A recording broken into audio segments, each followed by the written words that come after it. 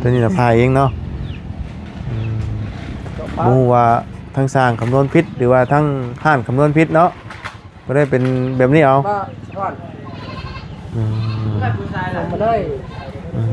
เทถอเลยไม่ต้องจำเป็นต้องใส่บล็อกเนาะนี่คือว่าเทเอาแบบนี้เลยเนี่ยเทแบบลงบนเลยเนาะอันนี้คือบ่ต้องใส่อย่างนั้นนะมีแต่ว่าเทขึ้นมาเบิดเลยมันก็ใส่บ่หลายหรอกพี่น้องเลย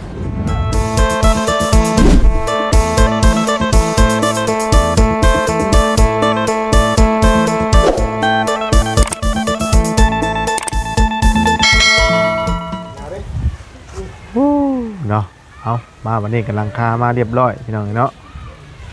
บันไดก็ถือว่าใส่ละพี่น้องโอ้ยเนาะเดี๋ยวจะลุกติงบาทนี่กำลังดำเนินการเรื่องหลังคาเนาะจวดจัดขนาดพี่น้องเนาะต่อไปกันเดี๋ยวจะไม่เชื่อละกับบานประตูเนาะก็เป็นเช็ดสมบูรณ์แบบได้พี่น้องเลยเนาะเดี๋ยวมันกี่อย่างเองเนาะไก่จะได้อยู่ได้นอนได้นี่เนาะเหลือโบราณเลยใครเนี่ยหลังคามาแล้วบัดนี้เนาะเดี๋ยวทำไมสลงแค่ละพี่น้องเลยเอาพี่น้องเลยเนาะทักทายสบายดีและสวัสดีไปพี่น้องกันเบิดทุกคนพี่น้องเนาะมาพบกันตอนค่อยทำลงเลงอยู่บ้านแกงทองเนาะมาเบิ่งเฮือนประตูเนาะปุจจบาตากลมเนาะเลยเนาะเป็นจังไดก็คือว่ากำลังดำเนินการ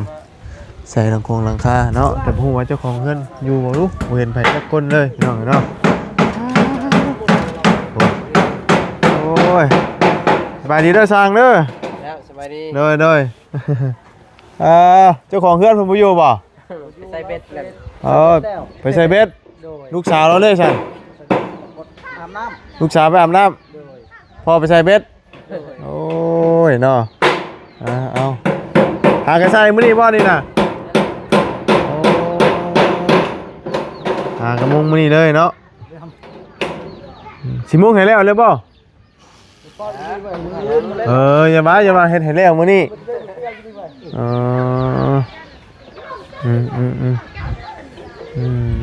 มุงแล้วมื้ออื่นนี่มีแนวเฮ็ดต่อบ่หรือว่าจังได๋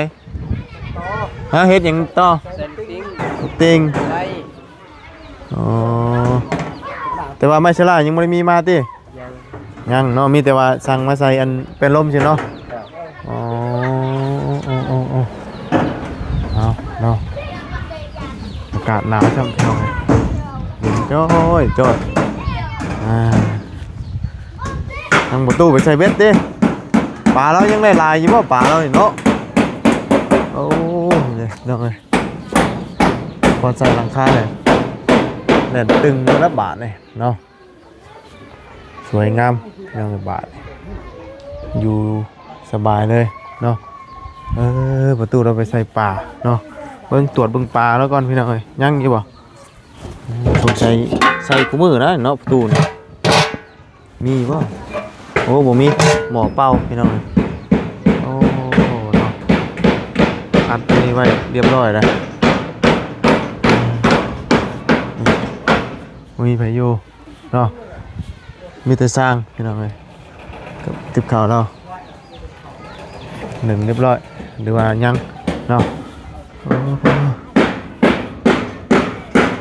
บอยู่พอเราไปใส่เบ็ดเนาะอันนี้แสดงว่าหากระเฮ็ดมื้อนี้บ่สร้างขึ้นได้หรือบ่นี่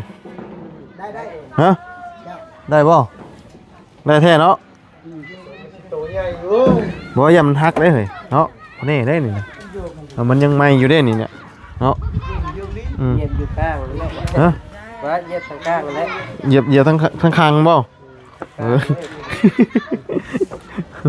ยังไม่ได้ใส่ลูกตีได้เยอะเนาะ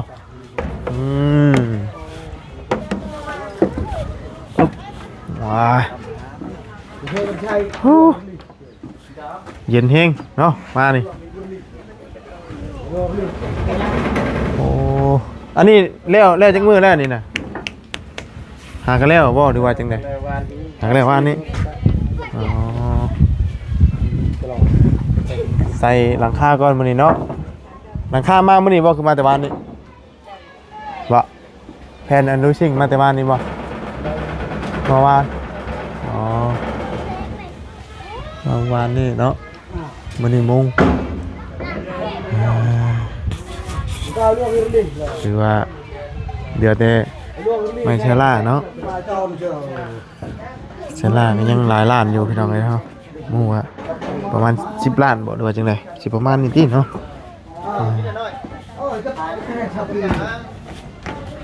หมูมีมาพี่น้องเลยเนาะนี่เป็นห้องนอนห้องนึงเนาะเป็นระเบียงอันนี้กับบนนอนเนาะนอนอีกบนนึงมีประตูหน้าต่างโอ้ยสบายละบาทนี่พี่น้องเลยเนาะบ่ต้องย่านฝนหัวฝนซึมบาทนี่หลาย10 ปีเลยละบาทนี่เนาะเพราะว่ามันมั่นคงเลยเด้นี่ลูกติงมาแล้วเนาะติงมาเรียบร้อย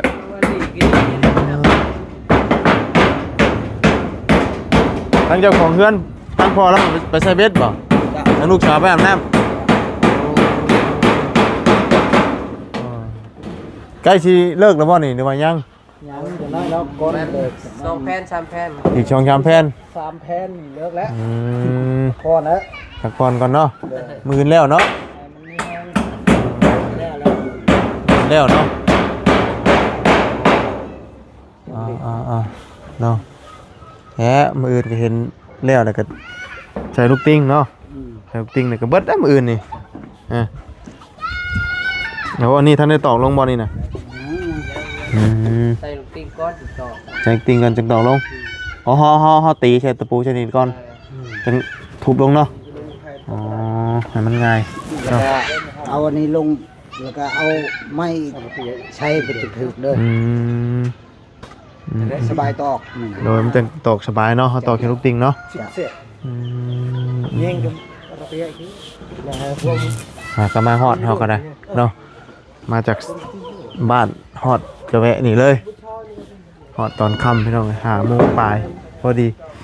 ถือว่ามาฮอดพี่ก็เย็นจ้อยเลยเนาะ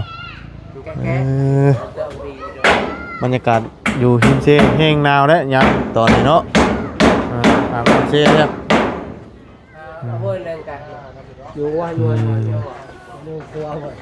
มีแต่สร้างเอาไปใส่เบ็ดมือว่าทั้งประตูแล้วนะกินแต่ปลาแล้วชั่วโมงเนาะใส่ตลาดได้ต่ำอยู่นี่เนาะใส่แผ่นน้อยก่อนบ่ตัวนี้เห็นแล้วก่อนบ่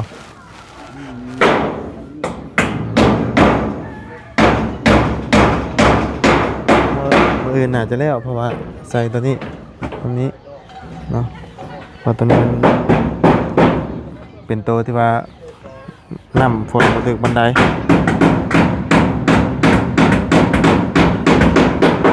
อันนี้เนี่ยพวกปูนพวกบล็อกเพิ่นซื้อมาแล้วบ่ยังบ่ยังอยู่บล็อกนี่ยังเนาะทรายนี่บ่ยากเราลงไปตักเอานี่เนาะบล็อกมันบอกบล็อกบ่ซื้อยากบ่ใช่บ่แป้นอ๋อใส่แป้นอันเทเลยโดยอ๋อหินแล้วเอาหินนางหวานอ๋อคอแล้วจันคอแล้วอ๋อพอป้าไปหามันก็ไม่ได้ใช่เองเนาะโดยมีแต่ปูนยังมีแต่ปูนนั่นแหละปูนสอบหนึ่งป่ะ2ทรายลงไปตั้งเอาอีกก็ได้เนาะมันไม่ได้ไกลเนาะเพราะว่าอยู่นี่เป็นมาดูดทรายอยู่ตักลำสอบ2 สอบมันก็ได้เนาะทรายอยู่นี่ก็มีมือไหนบ่ให้เพนตัวนี้นี่คือฉันแท้นี่เป๊ะบ่เป๊ะต่อตัวนี้บาทเพราะว่าอันนั้นได้ว่าในการมันบ่พอ2 แผ่นจักอันนั้นออกขาดบ่ได้ตัดจักไม่ได้คือว่า สร้างบ่ได้เขียนแล้วนะ2เมตร3เลยตัดอันนั้น มันก็เลยเป็นแบบนี้ แม่นแหละ แจ็คไผ่คำนวณพิษกันนี่เออ นี่ก็ได้นะมันบ่ได้นะ บ่จบบ้าน เจ้าปืนหรือเจ้าเปล่าเสียบที่ปืนได้หยัง เอาเนาะตอนนี้ต้องต่ออ่า พอลบเหลืองอยู่แล้วมันคือกันอยู่นะ เย็นหนาวพี่น้องเอ้ยมาฮอดกันหนาวจ่อยเนาะโอ้ยอืม ใช่แบบเฮ็ดเจ้า ไปฉันเนาะย่างลงเบิ่งหิมเช่พุ่นน่ะเบิ่งประตูแล้วใส่ช่วงไหนบ่เบ็ดน่ะ เออ ใส่แถวนี้บ่ไก่บ่ ไกลเติบ อ๋อ เป็นหลักคุณไว้เราใช้ เป็นลักผู้ ดู บ่เป็นหยังดอกจ้ะเนาะบ่ไปหรอก พูดเรา ไก่ครับบ่นี่น่ะ เอ๊ะ โอ้ลูกชาวเรามาแล้ว ชาวละมาเลย เบิดบ่น่ะโอ้แลมโบ้เด้น่ะ แต่เกี่ยรุ่นเด้อ เออจับเงือนี่ห่วยจับปีบุ่มได้เนี่ยมันชนได้นั่นน่ะ จบมันตลับเลยนะ เนาะหนาวพี่น้องเอ้ยมาวันพี่เย็นจ่อย จบมันตลับ ดอตีประกอบเปล่าดอหลากดอก กำลังมุง เรื่องไป เนาะ ไปกองแก่ๆลูกตียอม สั่นๆน้อยๆตัวนี้ตัวนี้พาเองว่าตัวนี้นะอ๋อ อ่า ตัวนี้น่ะพาเองเนาะหมู่ว่าทั้งสร้างคำนวณพิษหรือว่าทั้งห้านคำนวณพิษเนาะก็ได้เป็นแบบนี้เอา ก็ก่อน อืม ทำมาเลย มาให้ป้าหน่อย เอาเดี๋ยวบานประตูนี่เดี๋ยวถามหมู่ครูก่อนพี่น้องเนาะว่าทั้งไหนมีแน่แล้วเนาะเดี๋ยวจังไหนก็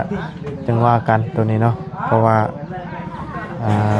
เดี๋ยวถามหมู่ครูก่อนเนาะพอดีทั้งเอื้อยเพิ่นก็ได้เกรินมาอยู่พี่น้องเลยเดี๋ยวจังไหนก็ถามทีมงานก่อนว่าไผมีเนาะ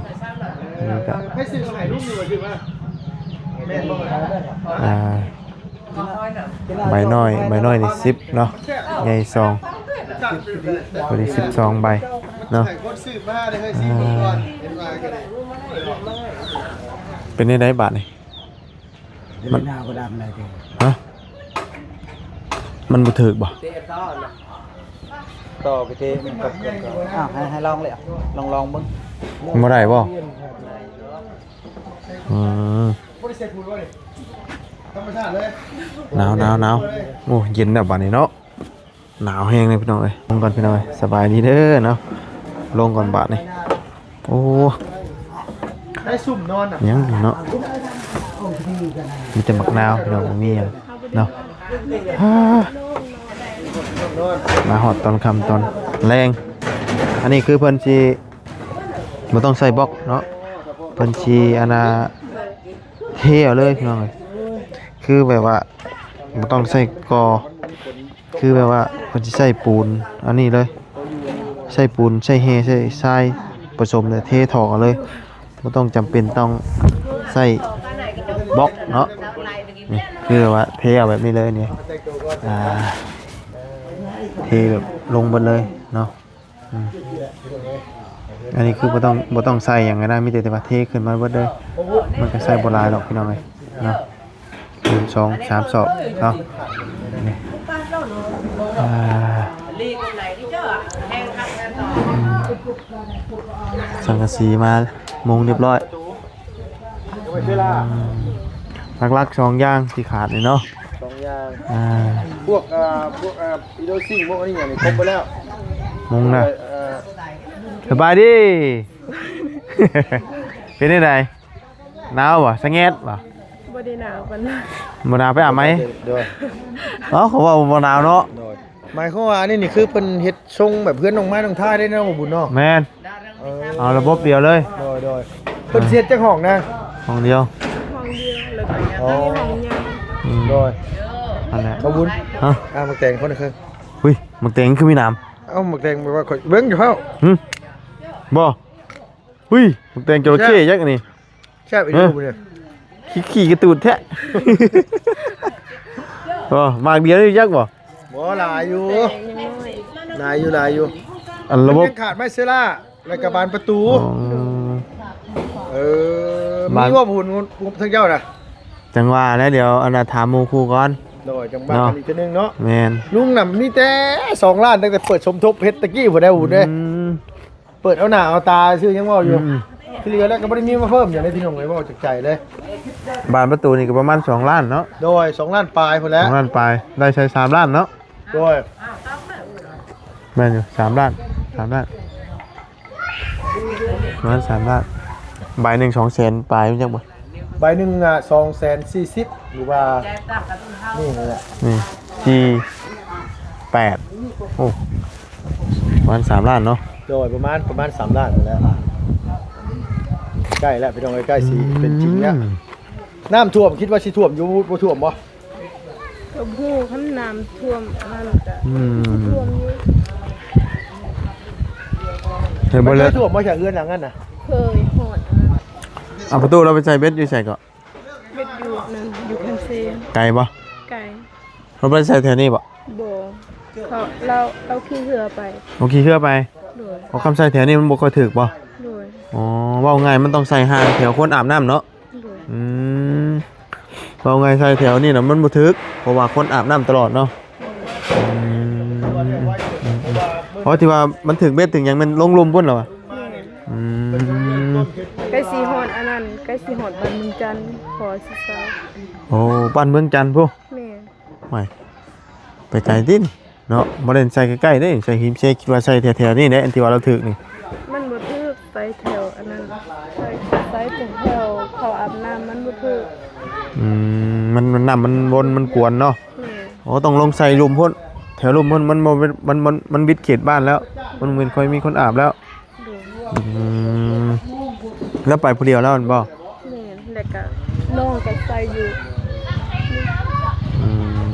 มก็ได้อยู่เนาะ โดย ถือว่าสร้างทุกมื้อนี่นะเพราะได้กินแต่ปลาประตูใส่เห็นบ่ โดย อ๋อยิ่งดีกว่าแบบว่าบ่มีหยังเฮ็ดกินเนาะแต่ละมื้อเนาะอันนี้เพิ่นเริ่มเมืองมื้อนี้แล้วอะ แม่สักทีแล้วเรามื้อนี้ อันมาวานนี่เหรอวะ โดย อ๋อเพิ่นสร้างมาเมื่อวานนี้เนาะทางวัดจันทร์สร้างมาเมื่อวานนี้ก็ตอนนี้น่ะขาดไม้ชะลากับบานประตูเนาะหลักๆเนาะกับบานพับเอาหลักๆเลยตอนนี้นะแต่ว่าหลักๆคือเอาบานประตูมาก่อนเนาะบานประตูนี่ก็จะประมาณ3ล้านนี่แหละเนาะ3ล้านน้อยๆหรือว่าจังไดเขาก็ต้องไปซื้อมันก่อนเพราะว่าราคามันบ่คงที่เพราะว่าไม้ชะลานี่ก็ตกอยู่100ปลายพุ่นนะ100ปลายแผ่นเนาะ100ปลายแผ่นจังสิได้พอเนาะทั้งบ่จันทร์บ่บุญเข้ามาออกแล้ว ของแม่ ไปตรวจได้ โดย มาตะเวนบ่ บ่หักออก โดยมือนี่ก็น่าจะมุ่งแล้วมืออื่นเนาะ โดย อื่นบ่เฮิงถ้าว่ามีไม่เชื้อราตะกาบานประตูนี่ก็ถือว่าบ่กี่มื้อก็แล้วแหละเนาะเพื่อกลับขึ้นมารอบหน้าก็แล้วได้นอนแล้วนี่บ่นอนหนาวบ่นอนเปียกบาดนี้เนาะ โดย อุ่นชุยๆบ่มีหนาวบาดนี้นะฝนก็บ่ฮัวทั้งพ่อเจ้าไปใส่เบ็ดเนาะ โดย บ่พ่อแล้วซ้ำเราพยายามจะบ่เหี่ยวแล้วนะ บ่เราว่าสิพยายามมีแต่เราว่าเมื่อยใส่เบ็ดเลยก็บ่ได้ไป บ่ไปซ้ำ โดย โดย เก็บอุปกรณ์แล้วบ่สร้างเก็บแล้วเนาะบ่ไหวแล้วมื้อนี้เนาะหากอาบน้ำแล้ว โดย โอ้เนาะยังหนาวจอดๆอยู่แล้วก็ได้ปากเหลยปี้อยู่ ฉันหนาวเนาะเอาไปๆฉันเนาะหาอันแต่งโตเด้อฉันเด้อแล้วเราบ่หรือว่ายัง แล้ว เห็นว่าอย่ามันทากับแป้งน้ำแดงต่อเนาะ ช่วงไหนเด้อช่วงช่วงไหนอันมาเราก็ต้องอาบน้ำเวลาช่วงไหนช่วงแรกๆอย่างหมด อาหารยังน่ะ แรก ปลา โดย ปลาไม่ใช่ ก็กินมือโดย บ่สนใจว่าโรคแบบนั้นมันง่ายแล้วนี่ บ่ จ้างหาแสนยังบ่ลงเนาะมันเย็นไม่สิลงเนาะเย้ยหนาวปานนี่นะอันนี้นอน2คนคือเก่าบ่ โดย มองประตูแล้วนอนเนาะตักทิ้งไว้ก่อนเดี๋ยวของอยู่ของกินแล้ว เอาเนาะใกล้แล้วล่ะอีกบ่เกินเดือนนี้หรอกพี่น้องเอ้ยเดี๋ยวก็เสร็จสิ้นสมบูรณ์เนาะในยุกย่อขึ้นจำนี่แหละบ่ได้เหิงเนาะเฮ็ดเฮือนใหม่นี่มันบ่เหิงมันบ่คือเฮือนดินนะเฮือนดินมีซ่ามันหลายสิ่งหลายอย่างเฮือนดินนี่ทั้งกอทั้งสาบทั้งโบกเนาะแต่อันนี้นี่คือมันเฮือนใหม่มันสิบ่บ้านปลายหลายซ้ำเฮือนดินพอดีพี่น้องเอ้ยซ้ำนี่แหละถือว่าเหมาะเจาะสุดละเนาะไปซั่นเนาะ